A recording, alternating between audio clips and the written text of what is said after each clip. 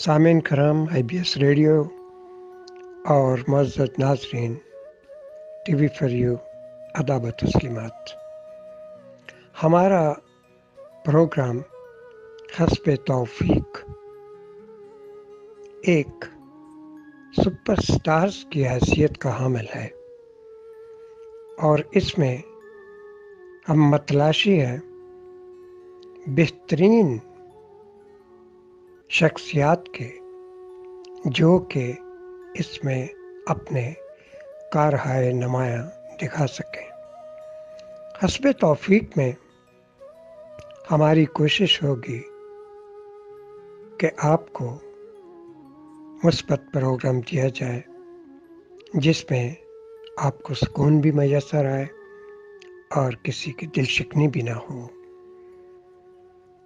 आप इंतज़ार फरमाइए, हमारी काविशें रंग लाएंगी और हस्ब तौफ़ीक हम बेहतरीन तरीके से आपको पेश करने में अपना किरदार निभाएंगे। शुक्रिया। पंजाबी संगत दे मित्रों, की हाल है? बड़ा अरसा हो गया। एक गल जिहड़ी सी ओहदे पिछे असीं पै रहे हैं कि किस तरह होवे। क्या बात है। ते जे होण लगी है ते पंजाबी संगत दी इंतजामिया दे विचों एक बड़ा वड्डा नां ਉਹਨਾਂ जनाब अली ਕਿਹੜੀ ਚੀਜ਼ ਭੇਜੀ ਹੈ ਸਾਨੂੰ IBS radio TV for you ਲਈ। ਉਹਦੇ ਮੁਤਲਕ सुनना चाहोगे? बिल्कुल दसांगे, क्यों नहीं दसना। इस तरह करने आ, पंजाबी संगत दी इंतजामिया दे विचों नोशी कैसर दे मुतलक तुहानूं पता है कि वो कदों दी बहुत सारे काम करन लगी है, उर्दू लई, पंजाबी लई, मुख्तलिफ ग्रुपां च। और वो बजाते खुद भी एक बड़ी अफसाना नगार अच्छी और शायर है। और हुण ते इत्थों तक काम हो गया कि उन्हां दी किताब जिहड़ी है इंग्लिश वाली, वो मेरे अफसानियां दा मजमूआ सराबी मंजले, वो भी मेरी सालगिरह ते 10 अक्तूबर नूं आ चुकिया और प्रिंटिंग पच ढेर लग गया। वाह भाई वाह वाह वाह, क्या बात है। देखो किन्ने कम कर रही है नोशी कैसर।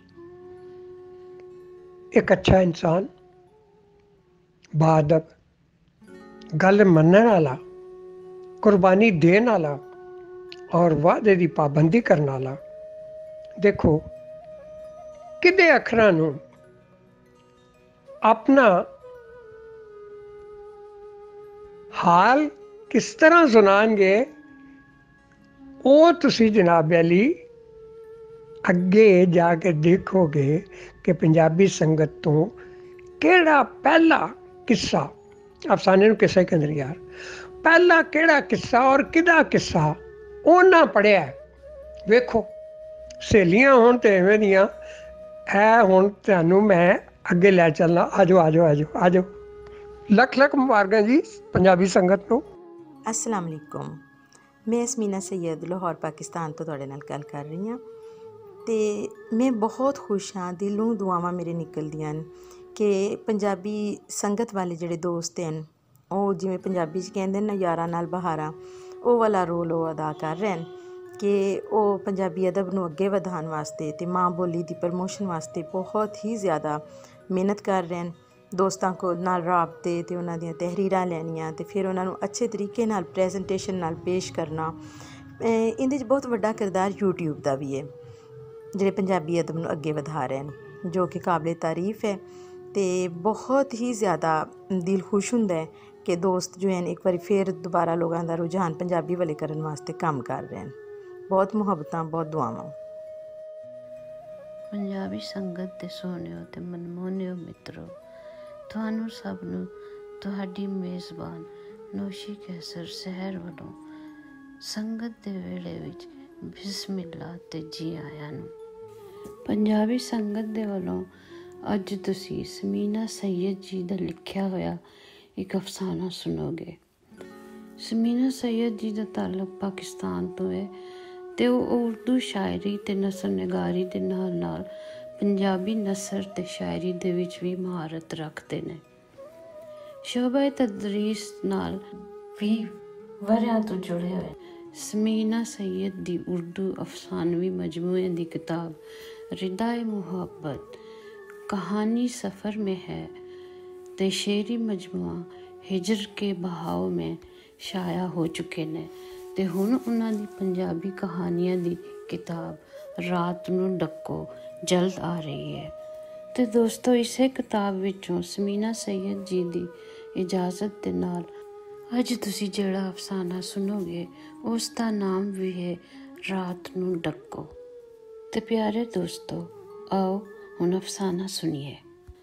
ਰਾਤ ਨੂੰ ਡੱਕੋ, ਕੋਈ ਤਾਂ ਰਾਤ ਨੂੰ ਡੱਕੋ, ਹਨੇਰਾ ਹੋ ਗਿਆ ਏ, ਮੇਰੇ ਬਖਤਾਂ 'ਤੇ ਰਾਤ ਪੈ ਗਈ ਏ, ਇਹਨੂੰ ਡੱਕੋ, ਚਾਨਣ ਕਰੋ, ਚਾਨਣ ਕਰੋ। ਰੋਸ਼ਨੀ ਅੱਖਾਂ 'ਤੇ ਹੱਥ ਰੱਖ ਕੇ ਚੀਹੀ ਅਤੇ ਹਮੈਰਾ ਨੇ ਦਿਲ 'ਤੇ ਹੱਥ ਰੱਖ ਲਿਆ।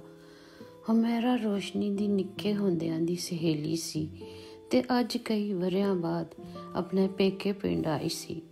ਪਰ ਇਹ ਖਬਰ ਸੁਣ ਕੇ ਹੱਕੀ ਬੱਕੀ ਰਹਿ ਗਈ ਕਿ ਰੋਸ਼ਨੀ ਕਮਲੀ ਹੋ ਚੁੱਕੀ ਹੈ। ਬਸ ਇਹੋ ਆਖਦੀ ਰਹਿੰਦੀ ਏ, ਰਾਤ ਨੂੰ ਡੱਕੋ, ਰਾਤ ਨੂੰ ਡੱਕੋ, ਚਾਨਣ ਕਰੋ, ਚਾਨਣ ਕਰੋ। ਹਮੇਰਾ ਰੋਸ਼ਨੀ ਨੂੰ ਵੇਖਣ ਉਹਦੇ ਸਹੁਰੇ ਅੱਪੜੀ। ਉੱਥੇ ਹੈ ਵੀ ਕੌਣ ਸੀ? ਸਹੁਰੇ ਘਰ ਵਿੱਚ ਇੱਕ ਜਿਠਾਣੀ ਸੀ ਰੋਸ਼ਨੀ ਦੀ, ਅਤੇ ਬਸ ਬੜੀ ਸੁਲਝੀ ਹੋਈ ਔਰਤ ਸੀ। ਹਮੇਰਾ ਨੂੰ ਬਿਸਮਿल्ला ਆਖਿਆ, ਰੋਟੀ ਟੁੱਕਰ ਖਵਾਇਆ, ਚਾਹ ਪਿਆਈ ਅਤੇ ਰੋਸ਼ਨੀ ਦੀਆਂ ਗੱਲਾਂ ਸੁਣਦੀ ਰਹੀ। ਰੋਸ਼ਨੀ ਪਹਿਲਾਂ ਤੋਂ ਹੀ ਕਮਲੀ ਸੀ। ਵਿਆਹ ਵਾਲੀ ਰਾਤ ਹੀ ਰੋਂਦੀ ਕਰਲਾਉਂਦੀ ਰਹੀ, ਮੇਰੇ ਵਿਚਾਰੇ ਦੇਵਰ ਦੇ ਤੇ ਬਖਤ ਹੀ ਮਾੜੇ ਹੋ ਗਏ। ਉਹ ਤੇ ਰੋਸ਼ਨੀ ਦੀ ਸ਼ਕਲ 'ਤੇ ਮਰ ਮਿਟਿਆ ਸੀ, ਪਰ ਵਿਆਹ ਤੋਂ ਬਾਅਦ ਪਤਾ ਚੱਲਿਆ।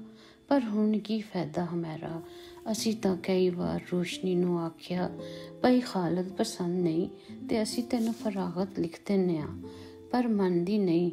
ਪਹਿਲਾਂ ਤਾਂ ਫੇਰ ਕੁਛ ਵਾਹ ਸੀ, ਕਿਸੇ ਵੇਲੇ ਦੌਰਾ ਪੈਂਦਾ ਸੀ, ਪਰ ਹੁਣ ਤੇ ਵਿਚਾਰੀ ਨੂੰ ਸੰਗਲ ਨਾਲ ਬੰਨ੍ਹ ਕੇ ਰੱਖਣਾ ਪੈਂਦਾ। ਖਾਲਦ ਗਿਆ ਸੀ ਸ਼ਹਿਰ ਲੈ ਕੇ, ਪਰ ਡਾਕਟਰਾਂ ਨੂੰ ਬਿਮਾਰੀ ਦਾ ਕੋਈ ਸਮਝ ਨਹੀਂ ਲੱਗਿਆ। ਗੱਲਾਂ ਕਰਦਿਆਂ ਭਾਬੀ ਨੇ ਉੱਠ ਕੇ ਬਿਸਤਰ ਦੇ ਵੱਟ ਕੱਢੇ, ਫਿਰ ਮੋਬਾਈਲ ਚੱਕ ਕੇ ਖਾਲਦ ਦਾ ਨੰਬਰ ਮਿਲਾਇਆ। ਹਾਂ ਖਾਲਦ, ਰੋਸ਼ਨੀ ਦੀ ਸਹੇਲੀ ਆਈ ਹੈ ਕਈ ਵਰ੍ਹਿਆਂ ਬਾਅਦ। ਕਾਕਾ ਤੂੰ ਘਰ ਜ਼ਰਾ ਛੇਤੀ ਆ ਜਾਵੀਂ। ਫੋਨ ਬੰਦ ਕਰਕੇ ਭਾਬੀ ਫੇਰ ਬੋਲੀ। ਖਾਲਦ ਬਹੁਤ ਛੋਟਾ ਸੀ ਜਦੋਂ ਮੈਂ ਇਸ ਘਰ ਵਿਆਹ ਕੇ ਆਈ, ਮਸਾਂ ਕੋਈ 10 ਸਾਲ ਦਾ। ਮੈਂ ਹੀ ਪਾਲਿਆ ਉਸਨੂੰ। ਤੁਸੀਂ ਤਾਂ ਫਿਰ ਉਹਦੀ ਮਾਂ ਵਰਗੇ ਹੋਏ, ਹਮੈਰਾ ਬੋਲੀ। ਹਾਂਜੀ, ਦਿਲ ਨੂੰ ਬੜਾ ਸਦਮਾ ਏ ਖਾਲਦ ਭਰੋਂ, ਦਿਲ ਬੜਾ ਦੁਖੀ ਏ। ਵਿਚਾਰੇ ਨੇ ਮਾਂ ਨੂੰ ਮਰਦਿਆਂ ਵੇਖਿਆ, ਜਵਾਨ ਭਰਾ ਦੇ ਕਤਲ ਦਾ ਸਲ ਝੱਲਿਆ, ਕੋਰਟ ਕਚਹਿਰੀਆਂ 'ਚ ਖਪਦਾ ਰਿਹਾ, ਪਰ ਕੁਛ ਨਹੀਂ ਬਣਿਆ। ਫਿਰ ਮੈਂ ਹੀ ਮੱਤ ਦਿੱਤੀ ਕਿ ਸਰ ਦਾ ਸਾਈਂ ਤੇ ਰਿਹਾ ਕੋਈ ਨਹੀਂ, ਅਤੇ ਕਿਧਰੇ ਖਾਲਦ ਨੂੰ ਕੋਈ ਨੁਕਸਾਨ ਨਾ ਹੋ ਜਾਵੇ। ਕੇਸ ਵਾਪਸ ਲੈ ਲਿਆ ਅਤੇ ਜਾਨ ਛਿੜਕਣ ਵਾਲੇ ਆਪਣੇ ਬੰਦੇ ਦੇ ਦੁਸ਼ਮਣਾਂ ਨੂੰ ਮਾਫ਼ ਕਰ ਦਿੱਤਾ। ਬੜੇ ਦੁੱਖ ਅਸੀਂ ਇਕੱਠੇ ਭੁਗਤੇ। ਫਿਰ ਖਾਲਦ ਨੂੰ ਬਖਸ਼ੋ ਨਸ਼ਈ ਦੀ ਕੁੜੀ ਰੋਸ਼ਨੀ ਪਸੰਦ ਆ ਗਈ। ਬੜੇ ਹੀ ਮਾੜੇ ਲੋਕ ਸਨ।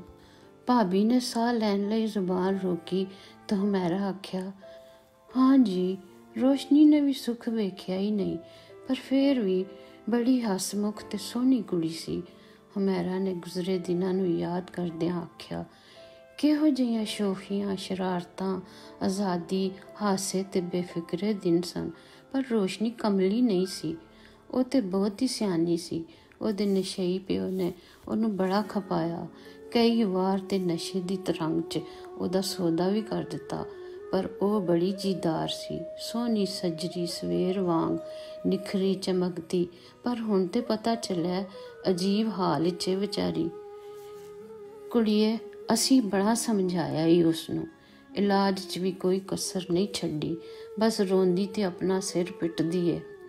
ਅਸੀਂ ਤਾਂ ਪਹਿਲੇ ਦਿਨ ਤੋਂ ਵਾਲ 'ਚ ਪੈ ਗਏ, ਨਾ ਠੀਕ ਹੁੰਦੀ ਏ ਨਾ ਘਰ ਛੱਡਦੀ ਏ। ਸਾਡੀ ਹਰ ਕੀਤੀ ਨੇਕੀ ਸਾਡੇ ਤੇ ਪੁੱਠੀ ਪੈ ਗਈ। ਭਾਬੀ ਸਾਦੀਆ ਨੇ ਲੰਬਾ ਸਾਹ ਲਿਆ ਤੇ ਫਿਰ ਸਰ ਫੜ ਕੇ ਬੋਲੀ, ਖਾਲਦ ਬਹੁਤ ਚਾਹੁੰਦਾ ਹੈ ਰੋਸ਼ਨੀ ਨੂੰ, ਬੜਾ ਖਿਆਲ ਰੱਖਦਾ ਹੈ ਮਰਜਾਨੀ ਦਾ। ਤੂੰ ਬੈਠ, ਮੈਂ ਜ਼ਰਾ ਵੇਖ ਕੇ ਆਵਾਂ ਰੋਸ਼ਨੀ ਨੂੰ। ਭਾਬੀ ਉੱਠ ਕੇ ਦਰਵਾਜ਼ੇ ਵੱਲ ਵਧੀ ਤੇ ਹਮੈਰਾ ਹੈਰਾਨ ਪਰੇਸ਼ਾਨ ਭਾਬੀ ਦੀ ਨਾਗਨ ਵਰਗੀ ਗੁੱਤ ਵੇਖਦੀ ਤੇ ਸੋਚਦੀ ਰਹੀ। ਅਨਹੋਣੀ ਵਰਤ ਗਈ ਮੇਰੀ ਸਹੇਲੀ ਨਾਲ। ਖੈਰ ਹਿੰਮਤ ਕਰਕੇ ਪਿੱਛੇ ਹੀ ਟੁਰ ਪਈ। ਭਾਬੀ ਨੇ ਕੋਠੜੀ ਦਾ ਦਰਵਾਜ਼ਾ ਖੋਲ੍ਹਿਆ ਤੇ ਰੋਸ਼ਨੀ ਚੀਕਣ ਲੱਗ ਪਈ, ਰਾਤ ਨੂੰ ਡੱਕੋ, ਰਾਤ ਨੂੰ ਡੱਕੋ, ਚਾਨਣ ਕਰੋ, ਚਾਨਣ ਕਰੋ। ਰੋਸ਼ਨੀ ਦੀ ਨਜ਼ਰ ਹਮੈਰਾ ਤੇ ਪਈ ਤੇ ਇੱਕਦਮ ਚੁੱਪ ਹੋ ਗਈ। ਹਮੈਰਾ ਦੇ ਦਿਲ ਨੂੰ ਬੜੇ ਜ਼ੋਰ ਦਾ ਧੱਕਾ ਲੱਗਿਆ। ਰੋਸ਼ਨੀ ਦਾ ਉਹਨੂੰ ਸਿਆਣ ਲੈਣਾ ਦੀਵਾਨਗੀ ਨਹੀਂ ਸੀ। ਫਿਰ ਉਹ ਇੰਜ ਕਿਉਂ ਕਰ ਰਹੀ ਹੈ? ਹਮੈਰਾ ਨੇ ਦਿਲ ਵਿੱਚ ਸੋਚਿਆ। ਭਾਬੀ ਨੇ ਰੋਸ਼ਨੀ ਦੇ ਹੱਥ ਢਿੱਲੇ ਕੀਤੇ ਤੇ ਰੋਟੀ ਅੱਗੇ ਰੱਖਦਿਆਂ ਆਖਿਆ, ਲੈ ਖਾ ਬਦਬਖਤੇ, ਰੱਬ ਤੈਨੂੰ ਪਰਦਾ ਪੋਸ਼ ਹੀ ਕਰ ਦਵੇ। ਭਾਬੀ ਜੀ ਤੁਸੀਂ ਜਾਓ, ਮੈਂ ਇਹਦੇ ਕੋਲ ਬੈਠਣੀ ਹਾਂ ਕੁਛ ਦੇਰ, ਰੱਜ ਕੇ ਵੇਖ ਲਵਾਂ ਫਿਰ ਚਲੀ ਜਾਵਾਂਗੀ। ਹਮੈਰਾ ਨੇ ਭਾਬੀ ਦੇ ਮੋਢਿਆਂ ਤੇ ਹੱਥ ਰੱਖ ਕੇ ਆਖਿਆ। ਕੀ ਫਾਇਦਾ ਹਮੈਰਾ, ਹੁਣ ਕੀ ਫਾਇਦਾ? ਫਿਰ ਵੀ ਮੇਰੇ ਨਿੱਕੇ ਹੁੰਦਿਆਂ ਦੀ ਸਹੇਲੀ ਏ, ਮੈਨੂੰ ਡਰ ਨਹੀਂ ਲੱਗਦਾ। ਚੱਲ ਤੇਰੀ ਮਰਜ਼ੀ। ਭਾਬੀ ਦੀ ਸਪਨੀ ਹਾਰ ਗੁੱਤ ਉਹਦੇ ਪਿੰਡੇ ਤੇ ਟੱਪਦੀ ਵੱਲ ਖਾਂਦੀ ਨਜ਼ਰਾਂ ਤੋਂ ਦੂਰ ਹੋ ਗਈ। ਤੈਨੂੰ ਮੇਰੇ ਕੋਲੋਂ ਡਰ ਨਹੀਂ ਆਇਆ? ਰੋਸ਼ਨੀ ਨੇ ਅੱਖਾਂ ਨੂਠੀਆਂ ਤੇ ਜਾਨਵਰਾਂ ਵਾਂਗ ਰੋਟੀ ਚੱਕ ਕੇ ਮੂੰਹ 'ਚ ਪਾ ਲਈ ਤੇ ਬੋਲੀ, ਮਹਿਰੂ ਮੈਂ ਪਾਗਲ ਹਾਂ, ਝੱਲੀ, ਦੀਵਾਨੀ, ਲਾਵਾਰਸ, ਕਮਲੀ, ਅੰਨੀ, ਅੱਖੀ ਵੇਖ ਕੇ ਮੱਖੀ ਖਾਣ ਵਾਲੀ ਗੰਦੀ ਔਰਤ। ਤੈਨੂੰ ਮੇਰੇ ਕੋਲੋਂ ਡਰ ਨਹੀਂ ਆਉਂਦਾ? ਹਮੈਰਾ ਦੇ ਅੱਥਰੋਂ ਬੇਕਾਬੂ ਹੋ ਕੇ ਡੁੱਲ ਪਏ। ਉਹ ਅਣਝਾਕ ਹੋ ਕੇ ਅਗਾਂਹ ਵਧੀ ਤੇ ਰੋਸ਼ਨੀ ਨੂੰ ਆਪਣੇ ਗਲਾਂ ਵਿੱਚ ਪਾ ਲਿਆ। ਮੈਂ ਮਰ ਜਾਵਾਂ, ਤੈਨੂੰ ਹੋਇਆ ਕੀ ਏ? ਹਮੈਰਾ ਨੇ ਰੋਸ਼ਨੀ ਦੇ ਮੱਥੇ ਤੋਂ ਵਾਲ ਹਟਾ ਕੇ ਉਹਨੂੰ ਚੁੰਮਿਆ ਤੇ ਕੰਧ ਤੇ ਪਿਆਰ ਨਾਲ ਹੱਥ ਫੇਰਿਆ, ਪਰ ਉਹਨੂੰ ਰੋਣ ਤੋਂ ਨਾ ਰੋਕਿਆ। ਇਹ ਕਾਲੀ ਰਾਤ ਕਿਉਂ ਤੇਰਾ ਮੁਕੱਦਰ ਬਣ ਗਈ? ਦੱਸ ਤੇ ਸਹੀ, ਤੇਰੇ ਨਾਲ ਕੀ ਵਰਤ ਗਈ ਏ? ਹਮੈਰਾ, ਇਹ ਔਰਤ ਜਿਹਦਾ ਨਾਂ ਸਾਦੀਆ ਹੈ, ਔਰਤ ਨਹੀਂ ਸਪਨੀ ਏ। ਇਹਨੇ ਮੈਨੂੰ ਡੰਗ ਲਿਆ, ਮੇਰਾ ਲੂੰ ਡੰਗਿਆ ਇਹਨੇ।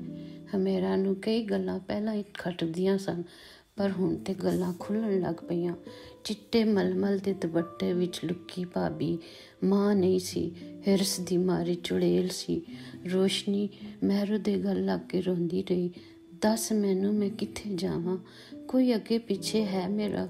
ਖਾਲਦ ਮੈਨੂੰ ਪਸੰਦ ਕਰਕੇ ਵਿਆਹ ਕੇ ਲੈ ਆਇਆ, ਪਰ ਉਸ ਮੈਨੂੰ ਹੱਥ ਵੀ ਨਹੀਂ ਲਾਇਆ। ਇਹ ਚੁੜੇਰ ਰੋਂਦੀ ਰਹੀ, ਦਹਲੀਜ਼ 'ਤੇ ਬੈਠ ਕੇ ਵਹਿਣ ਕਰਦੀ ਰਹੀ। ਖਾਲਦ ਕਹਿੰਦਾ ਸੀ, ਭਾਬੀ ਬਹੁਤ ਦੁਖੀ ਏ, ਮੇਰਾ ਫਰਜ਼ ਏ ਉਹਦਾ ਖਿਆਲ ਰੱਖਾਂ। ਮਹਿਰੂ, ਮੈਂ ਰਾਤ ਨੂੰ ਡੱਕ ਨਹੀਂ ਸਕਦੀ ਸਾਂ। ਉਹ ਰੋਜ਼ ਆਉਂਦੀ ਸੀ, ਖਾਲਦ ਨੂੰ ਅੱਗੇ ਲਾ ਕੇ ਆਪਣੇ ਕਮਰੇ 'ਚ ਲੈ ਜਾਂਦੀ ਸੀ ਤੇ ਬੂਹੇ ਭੇੜ ਲੈਂਦੀ ਸੀ। ਮੇਰਾ ਹਿੱਸਾ, ਮੇਰਾ ਪਿਆਰ ਇੱਕੋ ਉਡੀਕ 'ਚ ਪੀ ਕੇ ਖਾਲਦ ਨੂੰ ਖਾਲੀ ਕਰ ਦਿੰਦੀ। ਜੇ ਮੈਂ ਬੋਲਦੀ ਤੇ ਦੋਵੇਂ ਰਲ ਕੇ ਮੈਨੂੰ ਮਾਰਦੇ। ਲੋਕੀ ਮੇਰੀਆਂ ਚੀਕਾਂ ਸੁਣਦੇ ਤੇ ਇਹ ਦੱਸਦੇ ਕਿ ਮੈਂ ਕਮਲੀ ਹੋ ਗਈ ਹਾਂ। ਦੌਰੇ ਪੈਂਦੇ ਨੇ ਮੈਨੂੰ। ਕੋਈ ਚਾਨਣ ਦੀ ਸੰਗਤ ਨਹੀਂ ਦਿੰਦਾ, ਮੈਨੂੰ ਬਚਾਉਣ ਲਈ ਕੋਈ ਨਹੀਂ ਆਇਆ। ਹੁਣ ਤੇ ਉਹਨਾਂ ਯਕੀਨ ਹੀ ਕਰ ਲਿਆ ਕਿ ਭਾਬੀ ਮਾਂ ਠੀਕ ਆਖਦੀ ਏ। ਭਾਬੀ ਮਾਂ ਜੋ ਮਸ਼ਹੂਰ ਏ। ਮਹਿਰੂ, ਤੂੰ ਵੀ ਦੜ ਵੱਟ ਲੈ, ਨਹੀਂ ਤੇ ਤੈਨੂੰ ਵੀ ਮਾਰ ਦੇਣਗੇ। ਤੂੰ ਜਾ, ਚਲੀ ਜਾ ਇੱਥੋਂ, ਤੇਰੇ ਕੋਲੋਂ ਇਹ ਰਾਤ ਨਹੀਂ ਡੱਕੀ ਜਾਂਦੀ। ਉਹ ਤੇਰੀ ਰਾਤ ਡੱਕਣ ਵਾਲੀ ਬਕਵਾਸ ਚੱਲ ਰਹੀ ਏ। ਭਾਬੀ ਦੀ ਆਵਾਜ਼ ਸੁਣ ਕੇ ਦੋਨੇ ਠਿਠਰ ਕੇ ਰਹਿ ਗਈਆਂ। ਚੱਲ ਹਮੈਰਾ, ਤੇਰਾ ਬੰਦਾ ਆਇਆ ਤੈਨੂੰ ਲੈਣ, ਤੇ ਛੱਡ ਇਸ ਝੱਲੀ ਨੂੰ, ਨਾਲੇ ਖਾਲਦ ਨੂੰ ਵੀ ਮਿਲ ਲੈ। ਭਾਬੀ ਨੇ ਭਾਂਡੇ ਚੱਕਦਿਆਂ ਆਖਿਆ। ਫਿਰ ਰੋਸ਼ਨੀ ਨੇ ਸੰਗਲ ਕੱਸੇ ਤੇ ਹਮੈਰਾ ਦਾ ਹੱਥ ਫੜ ਕੇ ਬਾਹਰ ਆ ਗਈ। ਕੋਠੜੀ ਨੂੰ ਵੱਡਾ ਜਿਹਾ ਜੰਦਰਾ ਲਾਇਆ ਤੇ ਹਮੈਰਾ ਬੁੱਤ ਬਣੀ ਖਲੋਤੀ ਰਹਿ ਗਈ। ਹਮੈਰਾ ਨੇ ਝੱਟ ਦੀ ਝੱਟ ਖਾਲਦ ਨੂੰ ਵੇਖਿਆ, ਪਰ ਆਪਣੇ ਖਾਵੰਦ ਅਸਦ ਚੌਧਰੀ ਨਾਲ ਘਰੋਂ ਬਾਹਰ ਨਿਕਲ ਆਈ। ਹਮੈਰਾ ਦੇ ਅੰਦਰ ਭਾਂਬੜ ਮੱਚੇ ਸਨ। ਇੱਕ ਭੂਚਾਲ ਸੀ ਉਹਦੇ ਦਿਮਾਗ 'ਚ। ਉਸ ਰੋ ਕੇ ਸਾਰੀ ਗੱਲ ਅਸਦ ਨੂੰ ਦੱਸੀ। ਕੁਝ ਦਿਨਾਂ ਬਾਅਦ ਉਸ ਇਲਾਕੇ ਦੇ ਪੁਲਿਸ ਅਫਸਰਾਂ ਨਾਲ ਮਿਲ ਕੇ ਛਾਪਾ ਪਵਾਇਆ ਤੇ ਭਾਬੀ ਨੂੰ ਜ਼ੁਲਫਾਂ ਖੋਲ੍ਹ ਕੇ ਖਾਲਦ ਨਾਲ ਮਸਰੂਫ ਪਾਇਆ। ਰੋਸ਼ਨੀ ਨੂੰ ਬੰਦ ਕਮਰੇ 'ਚੋਂ ਬਾਹਰ ਲਿਆਂਦਾ ਗਿਆ। ਮੈਂ ਆ ਗਈ ਹਾਂ ਰੋਸ਼ਨੀ, ਇਹ ਵੇਖ ਰਾਤ ਨੂੰ ਡੱਕਣ ਅਪੜ ਗਈ ਹਾਂ। ਲੈ ਮੇਰੀ ਜਿੰਦ ਵੇਖ, ਰਾਤ ਡੱਕੀ ਗਈ ਏ ਤੇ ਹੁਣ ਚਾਨਣ ਹੀ ਚਾਨਣ ਏ। ਪਿਆਰੇ ਮਿੱਤਰੋ, ਮੈਨੂੰ ਉਮੀਦ ਹੈ ਕਿ ਤੁਹਾਨੂੰ ਪੰਜਾਬੀ ਸੰਗਤ ਦਾ ਇਹ ਨया ਕਦਮ ਪਸੰਦ ਆਇਆ ਹੋਵੇਗਾ। ਇਸ ਅਫਸਾਨੇ ਨੂੰ ਪੰਜਾਬੀ ਸੰਗਤ ਨੇ TV4U ਦੀ ਨਜ਼ਰ ਕੀਤਾ ਹੈ। ਇਸ ਉਮੀਦ ਦੇ ਉੱਤੇ ਕਿ ਤੁਸੀਂ TV4U ਨੂੰ ਸਬਸਕ੍ਰਾਈਬ ਕਰੋਗੇ ਤੇ ਹੋਰ ਵੀ ਪੰਜਾਬੀ ਦੀਆਂ ਖੂਬਸੂਰਤ ਕਹਾਣੀਆਂ ਸੁਣੋਗੇ। ਤਾਂ ਦੋਸਤੋ, ਆਇੰਦਾ ਤੱਕ ਇਜਾਜ਼ਤ ਦਿਓ, ਫਿਰ ਇੰਸ਼ਾਅੱਲਾ ਤੁਹਾਡੀ ਖਿਦਮਤ 'ਚ ਹਾਜ਼ਰ ਹੋਵਾਂਗੇ ਇੱਕ ਨਵੀਂ ਕਹਾਣੀ, ਇੱਕ ਨਵੇਂ ਸਬਕ ਦੇ ਨਾਲ। ਤੁਹਾਡਾ ਸਭ ਦਾ ਰੱਬ ਰਾਖਾ। ਹੱਸਦੇ ਵਸਦੇ ਤੇ ਜਿਉਂਦੇ ਰਹੋ ਸਾਰੇ। मुअज़्ज़ज़ सामीन, IPS रेडियो और TV4U आदाब व तस्लीमात।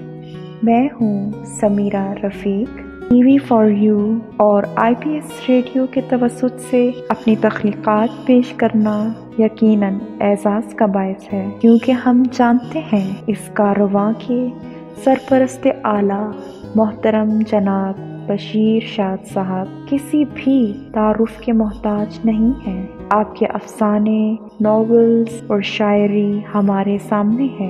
अदब के लिए आपकी खिदमत का तवील अरसा 50 साल पर मुहित है और अब तक हम देखते आ रहे हैं कि आप हक़ाइक़ फोरम पर अफसानवी अदब की आबियारी के लिए बरसों से कोशां हैं। इसके अलावा पंजाबी संगत में दुनिया भर से पंजाबी शायरी के परस्तारों को इजहार का मौका मैसर आ रहा है।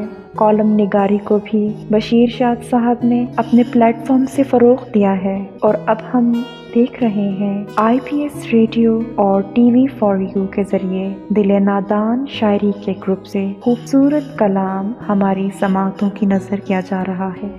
अहबाब जो ये वीडियो सुन रहे हैं, आपसे इल्तमास है कि मोहतरम जनाब बशीर शाद साहब की अदबी सरगर्मियों और ख़िदमत में अपना हिस्सा डालें और इस कारवां के साथ आगे बढ़ते हुए TV4U को सब्सक्राइब कीजिए और दोस्तों के साथ शेयर करना न भूलिएगा। बहुत शुक्रिया।